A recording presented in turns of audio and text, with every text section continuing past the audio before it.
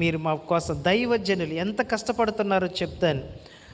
ఆకలి బాధపడిన వారు ఉన్నారు, నిందలు అనుభవిస్తున్న వారు ఉన్నారు, కొన్నిసార్లు కొన్ని కుటుంబాలకు వెళ్తే అవమానపరచబడిన వాళ్ళు ఉన్నారు, సరైన మర్యాద చేయటం తెలియని వాళ్ళు ఉన్నారు, సరైన గుర్తింపు ఇవ్వనటువంటి వారు ఉన్నారు. ఆకలైన బాధైనా మీ కష్టం తన కష్టంగా భావించుకొని, మీ బాధ తన బాధగా భావించుకొని కుటుంబానికి దూరమై, ఇప్పుడు వచ్చేటప్పుడు మా పాప కొన్ని గ్లాసులో మంచినీళ్ళు ఇచ్చింది. మళ్ళీ ఎప్పుడు వస్తావు డాడీ అన్నది. శనివారం దాకా రానని చెప్పాను.